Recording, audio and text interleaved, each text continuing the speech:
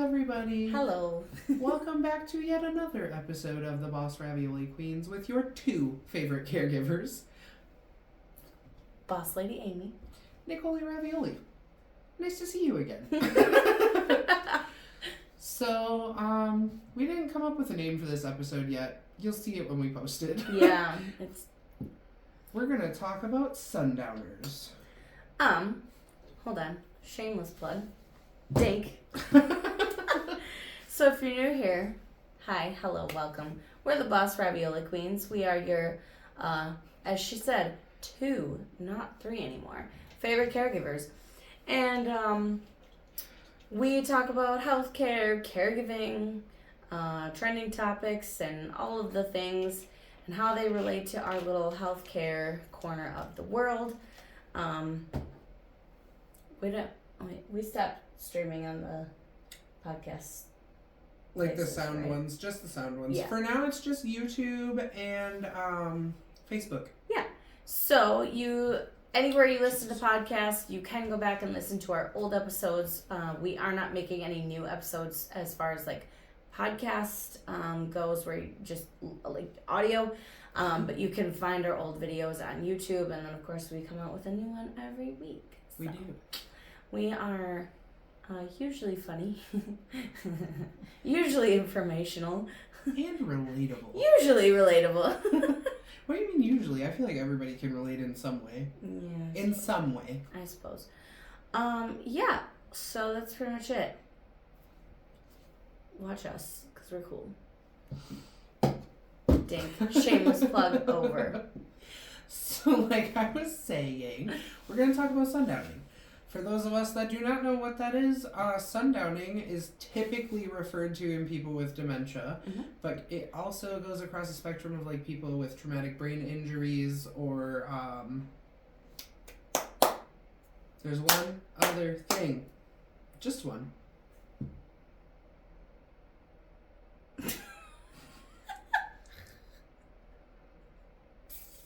We promise we know what we're talking about. Tumors. Because those affect the brain. Tumors. So that's happily. Because I'm faking it until I make it. Okay, yes, we're not happy about tumors. Oh, yeah, no. I was just happy I thought of the word. I can't help it. Believe it or not, we actually are experienced caregivers. We've both been doing this for a long time. I've been doing this for 10 years.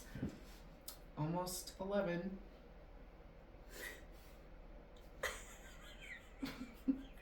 Oh my god. I'm gonna cry. Okay, so we should probably explain that both of us have been up for way too long today. I worked at 12 yesterday on 4 hours of sleep, and I worked an 11-hour shift today on 6 hours of sleep. I worked a 10-hour shift today, but I've been up since 5 a.m. I got up and I was wide awake, and normally I go back to sleep, but I couldn't, so I'm very tired, and it's way past both of our bedtimes. Struggle lesson. And we're tired.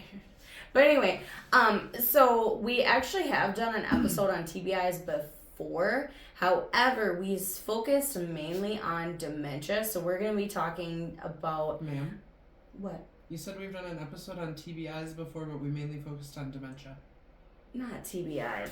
Oh my god. Sundowning! Sundowning. Good lord. Okay, just ignore what I just said. We've done an episode on sundowning before, but we focused only on dementia and not TBIs. That's what I was trying to say. I feel like we're sundowning right now. Kinda. Except we're the happy kind. Okay, now that we've established what's happening, proceed. So sundowning is basically when things just get crazy when the sun goes down. So, like we have mentioned in said prior episode. That was a struggle. Like we said in that specific episode, do I know which one? No. Go look. Go listen. We've been doing this for like 2 years, so I don't know. I couldn't tell you. It's been a while. It's fine. I don't care. This is my phone. Sorry. Like we said in that episode, though, so people with dementia are the ones that are most talked about. Basically what it is people with brain trauma issues. Mm-hmm. They get really crazy. Like, and they can be happy and just, like, awake. Usually that's not how it goes. But they'll be, like, you know, walking around the facility thinking it's, like, 6 a.m. and they're supposed to be awake. And they're not. And then when you know, try and redirect them and tell them that it's nighttime, they're like, no, it's not. Or, you know, they're up. And you have to remember, too, that sundowning and, like, dementia in general doesn't discriminate. So you can have nonverbal people experiencing this. Mm-hmm. It's a weird thing to see. Like, actually, there's a gentleman that we both know that you recently started taking care of that I think sundowns. Same. And it is weird because this is like a really flexible person that's usually not that active.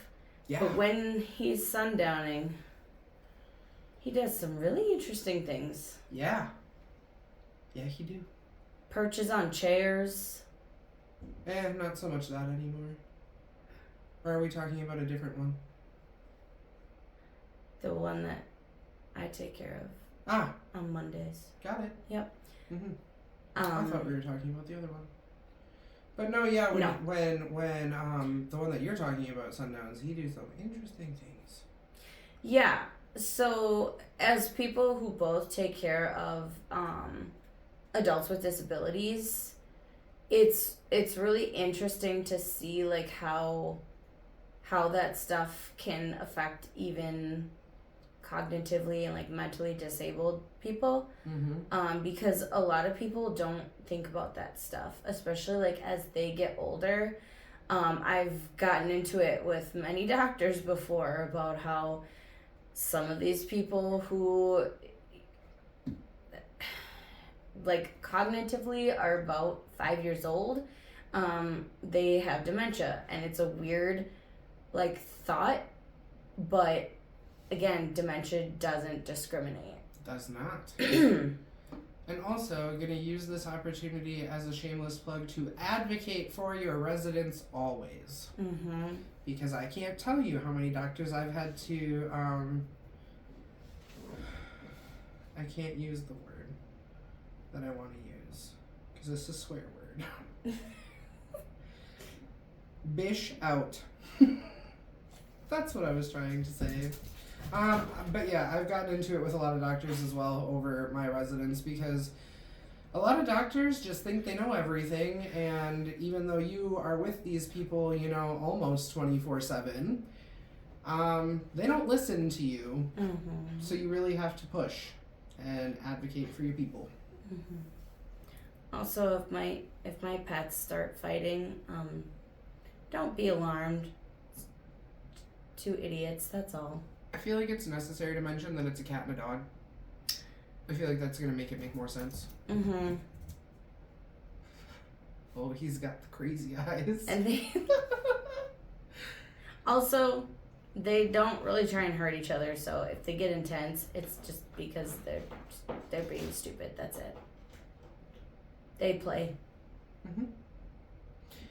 Anyways, back to sundowning. So... Since we've talked so much about dementia in the episode forever ago that we talked about it in, I feel like we should do more of the TBI and like brain trauma side of things. Because I mean, really, sundowning, again, it's not the same in everybody, but you know what it looks like. Mm. So in people with TBIs, they may not be able to get up and walk around, but they can still yell and try and hit you when you come near them. Or bite. Biting's a thing too. Another thing with sundowning is that I find that people who are cognitively disabled tend to start sundowning earlier in life than people who are like elderly with dementia. Like people who have TBIs especially, they usually start sundowning when they're like late 30s, early 40s. Whereas somebody who is elderly with dementia who's sundowning is, you know, your typical 70, 80-year-old. And I almost wonder if that's not because they have like a shorter life expectancy. Some of them, not all of them. There are people with TBIs that do have shorter life expectancies simply because of the damage that was done to their brain and like their cranial areas. Some of them have to go in for like multiple surgeries to replace like the mesh that they put to. It's like to protect their brain. It's supposed to act as like a part of the skull, kind of. And I actually had a resident that I took care of with a TBI who still had like the scars visible, and there was like a soft spot where the mesh was. So it's weird.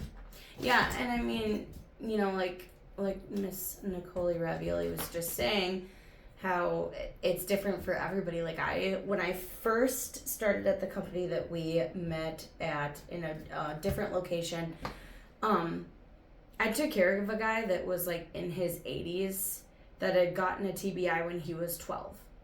So like he's passed now, but I mean at the time like that was pretty crazy.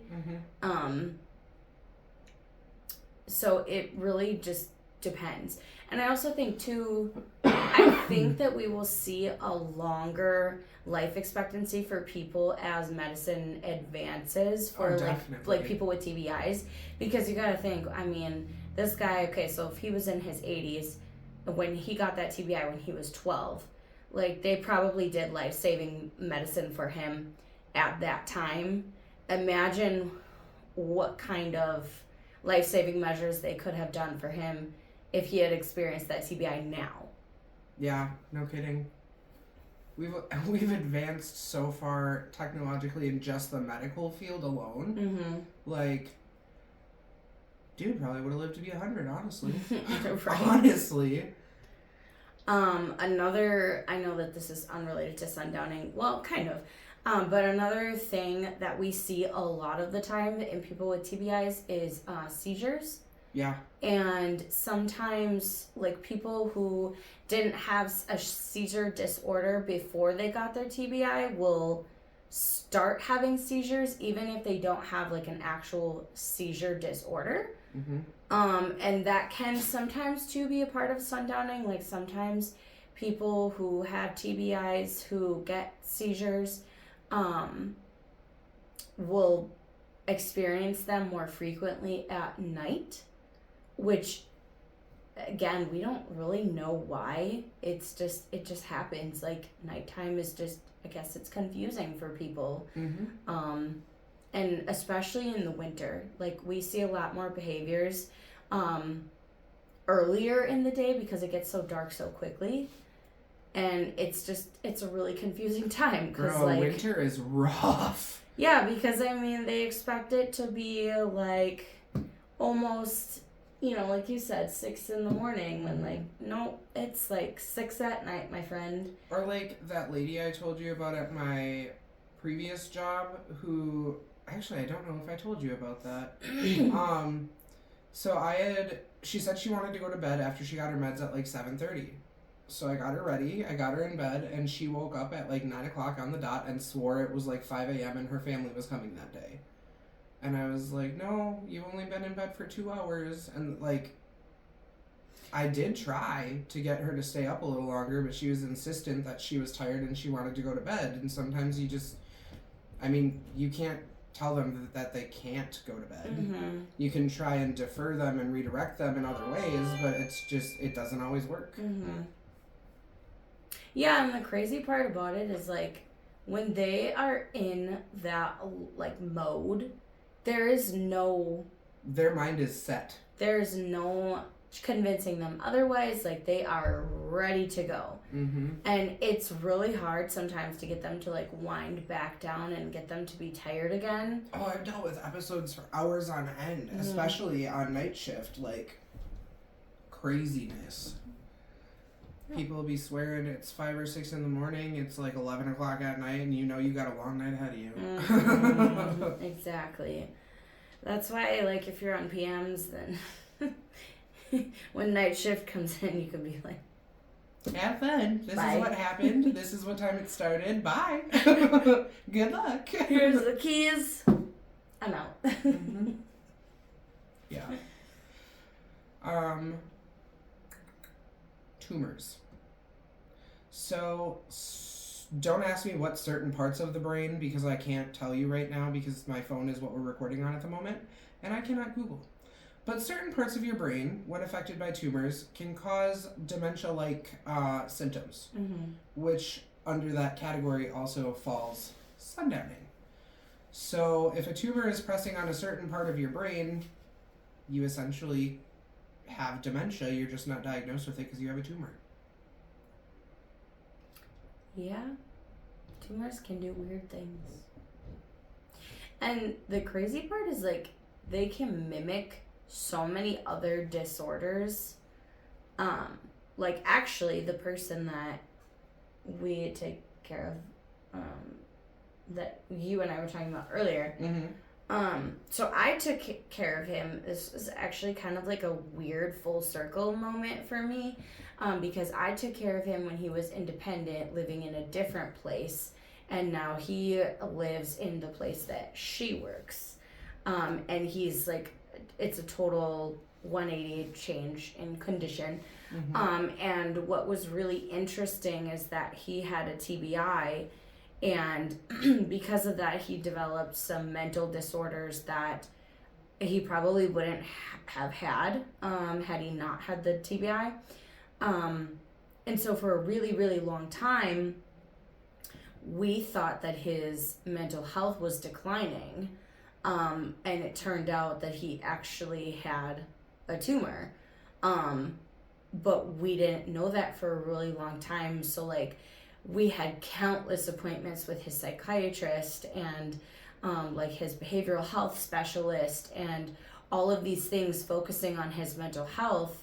And it took a really long time to get him in for imaging of his brain, because nobody thought that was needed. Everybody just thought, okay, his mental health is getting worse. And then by the time that we had caught what was happening, it was already too late. Which is really sad. Yeah. Because, correct me if I'm wrong, but they did remove a tumor and then they found another one that was inoperable? I believe so. Yep, I do believe so. And then somewhere in there, he ended up having a stroke, which is also something that puts you at a higher risk where when you have a tumor.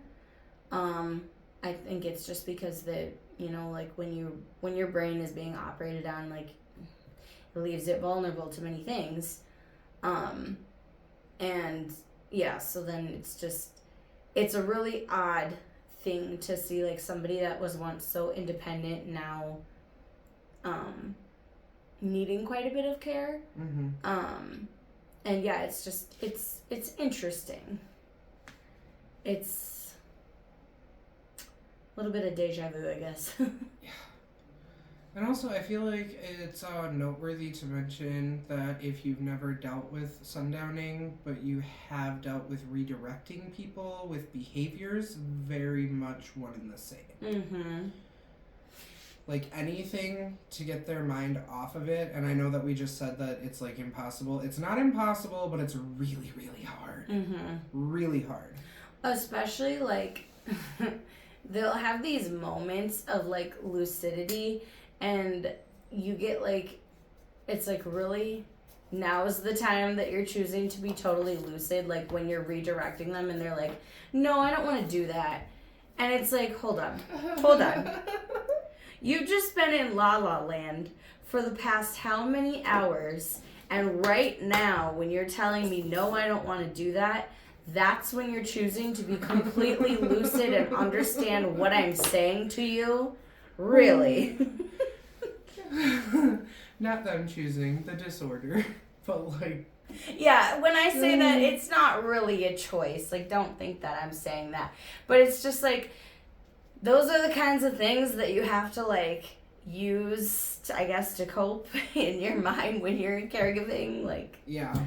So, I guess a little bit more about redirecting and how to. We'll do a little tips and tricks for you. So let's say we have Grandma Violet. Grandma Violet likes to do puzzles. She likes to knit. Probably shouldn't have knitting needles though, because when she sundowns, she gets stabby. So we're not going to offer that one as an option. But we know that she likes to do things like that. So maybe she would like to look at a crocheted blanket or a knitted blanket or sweater. And, oh, hey, maybe we should do this tomorrow. Would you be interested in that? And if you can get them talking about something else, generally their mind's going to move with it. For how long, though? Nobody knows. 5 minutes, an hour, never know. What also is another thing that really, like, blows my mind is that they can have these moments where they're, like, so not with it, and then, like, say you leave, and then you come back the next day, and they remember you, like, making them that promise, like, oh, yeah, like... Yes! Like, yeah, you told me we were gonna do art today. I'm like, hold up. I said, what? And now you're like, oh, well, now we have to do the thing. That really gets me, too, because it's like, how do you remember, especially when you were so worked up, like... It could be even something as simple as, like, painting their nails or getting their hair in curlers, you know? Mm-hmm. And again, this is on, like, the elderly population and that side of dementia. For people with TBIs, it's whatever they like to do. So let's say we're going to stick with Violet, okay? So she likes to watch... Granny Violet. She likes to watch Westerns. You can offer her a Western, probably in an area where you can keep an eye on her while you're still trying to get your job done. Because eyesight, like that line of sight, is everything when people are sundowning. Because, dude, I once had a man go into a woman's room that he thought it was his wife, and he stripped, bro. And they were laying in the same bed together. I know, you told me about that. Crazy. It was crazy. His wife had been, like, she had passed, I think, 5 or 6 years before. So she'd been gone for a while. But his brain told her that that was her, and she was waiting for him in bed. You also have to keep in mind, too, like, as a caregiver, I mean, it's always just a good, like, general guideline to try and remember, like, some of the quirks and individual things that they do.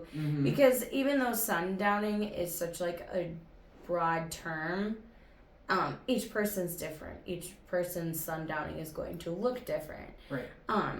And for some, it might just be shouting and, you know, trying to grab things or whatever. And for others, like, it might be getting in your face. It might be extreme confusion. It might be babbling. For somebody who is nonverbal, or, you know, with a TBI, like, it could be somebody who, you know, like the guy I was talking about earlier, they could just turn into, like, a total gymnast. And you're like, who is this?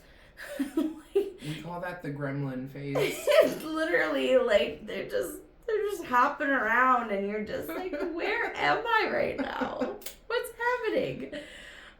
So yeah, sometimes you might have to lock things up. You might have to take things away. Like, you don't...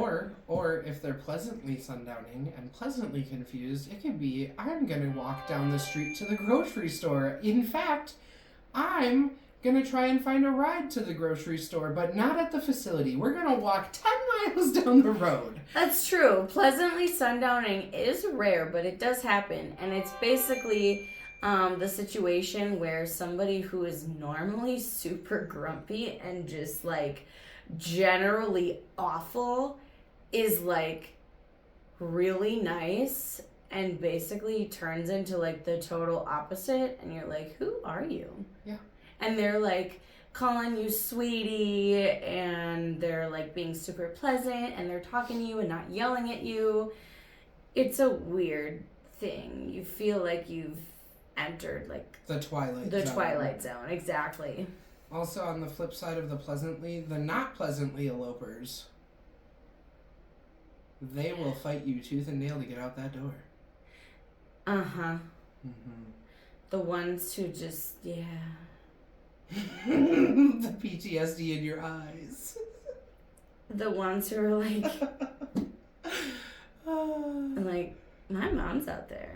Uh-huh. Okay, sure she is, girl. I go get her. Had like a 92-year-old woman tell me that she had to go and take care of her mother.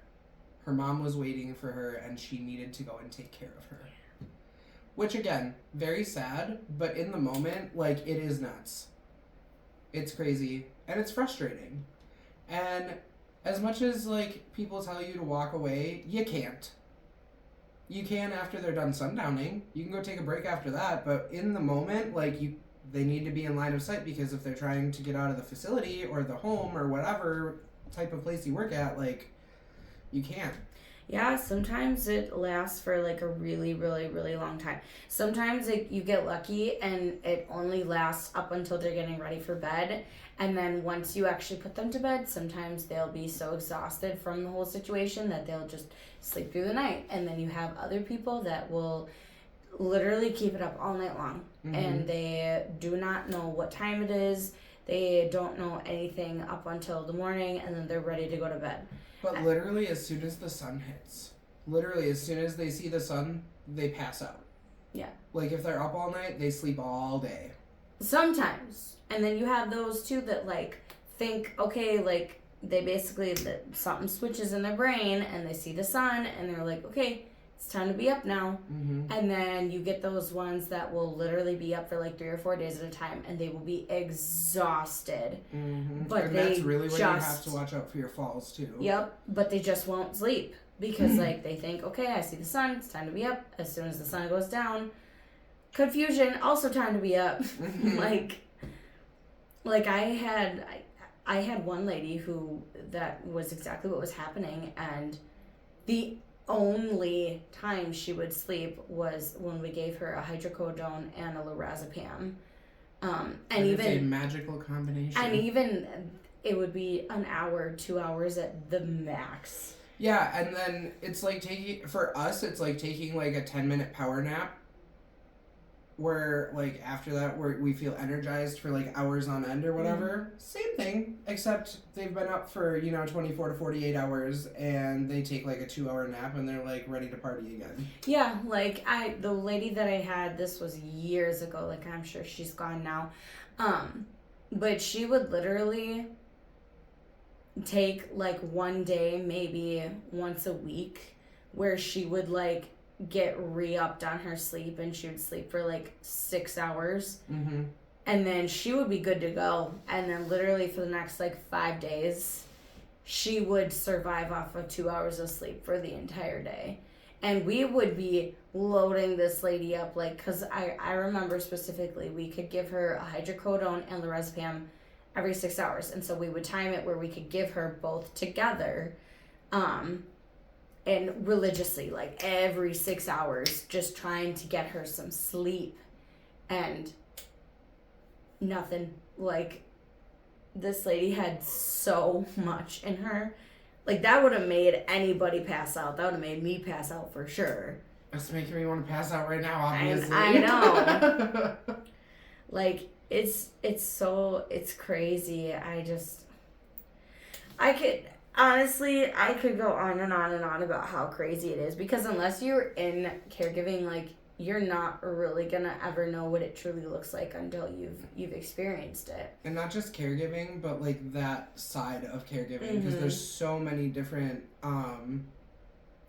types of caregiving that you can get into. Because like, I've been through the friggin' ringer. I've done it all. I have literally done it all. Yeah. But like, there's elderly care, there's behavioral, which is usually people with some sort of developmental disability or severe mental illness. yes, like schizophrenia, Mm-hmm. severe bipolar with mania. I knew you'd like that one. And then autism obviously is on that as well. And that's a whole other spectrum in itself, literally. Yeah, autism's an interesting one. But then there's also physically disabled, and then there's like the double whammy, the physically and cognitively disabled simultaneously. Mm-hmm. So I've been working with adults with disabilities now for, like, solely for, like, 6 years, I think? 5 or 6 years now. That's my favorite type of caregiving. I've done it all. I've taken care of at-risk youth. I've taken care of cognitively disabled youth. I've taken care of geriatric patients. I've taken care of like people in memory care, which is geriatric, but then also have dementia. The ones that generally need to be on like a locked unit. Yep, I've taken care of people with physical disabilities where their mind was all there, but they couldn't get their body to work. I've taken care of people with, total opposite. Their body worked perfectly fine, but their mind just wasn't there. Yeah, I've done it all, and I love taking care of people with disabilities. I don't know what it is, but adults with disabilities just... Like, all of it is rewarding, but there's something about adults with disabilities that's, like, really, it just makes your day kind of thing. Even on the bad days, you can still appreciate it. Mm-hmm. Because I think for me, it's just, like, for the most part, how sweet everybody is. Mm-hmm. Like, even, of course, everybody has bad days, but even when you're having a rough day, like with one consumer, you can, go out into a different area and just like seeing the smile on somebody else's face. And like, it really doesn't take much to just light up their day. Mm-hmm. And I think that's what gets me. And again, like going back to what I was saying before, it's so fascinating to see how certain situations affect people with disabilities, especially nonverbal people. Again, yeah. Like sundowning. And it's a really odd thing because it's like you already have this one problem that is already requiring this own set of skills in order to solve this problem. And then you add the element on top of it of like they don't even understand what's happening to them. They can't communicate it to you. Mm-hmm. And then they have their own way of communicating, like especially through sundowning. Like it's such an odd, like, I guess, phenomenon. It's really something that unless you've seen it, you're not really going to know what it looks like. Right. And I know that I've told the story before, but especially for those with nonverbal, Did the train leave the station? Help. Nonverbal what? Nonverbal. You told this story before. Yeah. About the place that Jake and I used to work at together a long time ago. You took 6'2" autistic man. Kind of verbal, not really. Right. Okay. We're just gonna move on.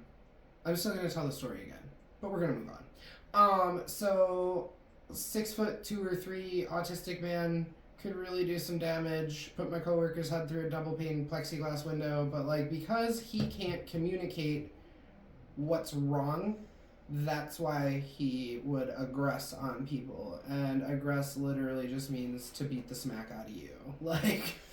And most of the time when somebody who is nonverbal is doing those things, it's not to be mean or just because they feel like doing it. It's because something's wrong. Right. That's what I was trying to get out. Oh, yeah. It took me a bit to get there. The cues. Yeah.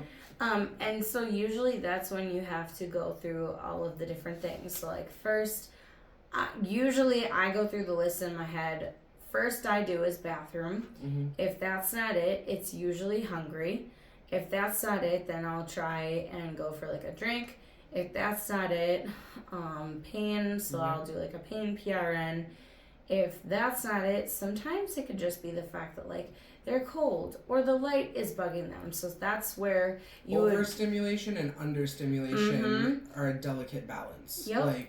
So like that's when you have to like really put on your detective hat and be like, okay, that's when you have to remember their individual quirks because each person's different. Like like I have a person who, when she gets really finicky, it's usually because the lights are too bright because she gets migraines.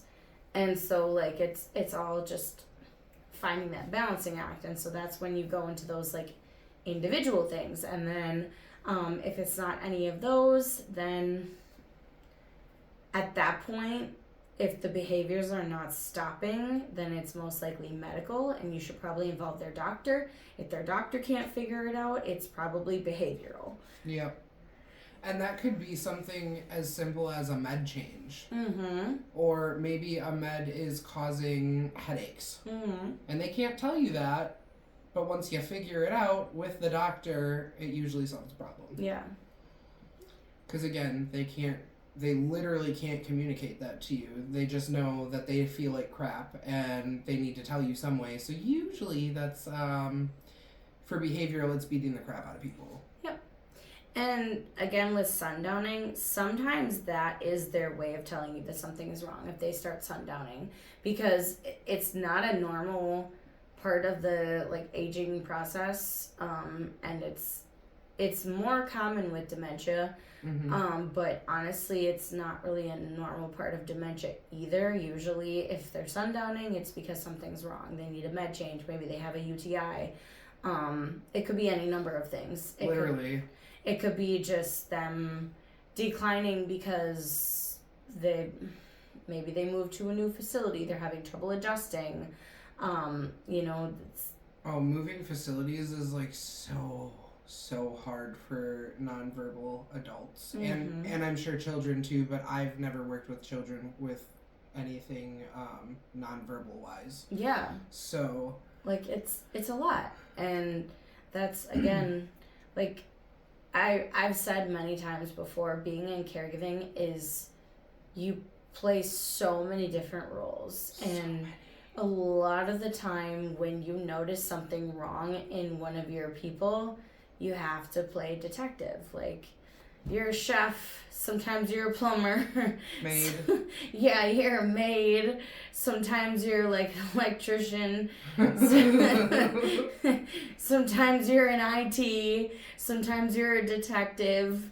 Like, sometimes you're a biohazard cleanup. Like, you're so many different things. Sometimes you're even doctor. Like, it's just, you don't want to be, but sometimes you have to be. Yeah. It's literally a day-to-day. Like, what's today gonna bring? Exactly. Yep.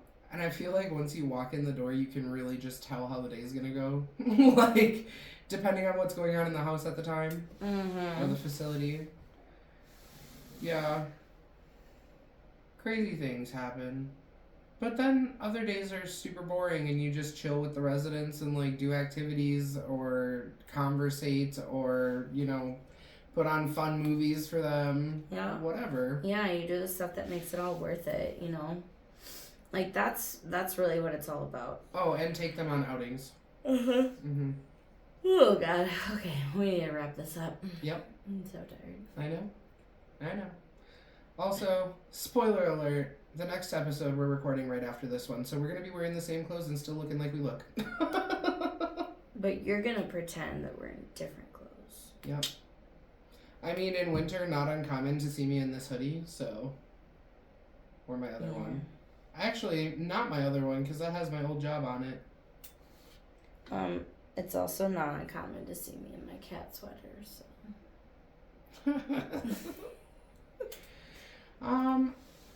Currently, until we get more things with the sound specifically for other podcast places like Spotify and Pandora and like all of that stuff, minus Apple because they charge. Because we're poor. Until we get all that figured out, you can still find us here on YouTube. You can find us on Facebook. You can also find us on TikTok. All of those are at Boss Ravioli Queens. You can also email us, which we will be changing soon. Currently, it's bossravioliqueens@gmail.com. And if you decide that you like us, you can always subscribe and hit the notification bell to see when we post new episodes. Do that. Do the thing. All right, we'll see you in like 5 minutes. Bye.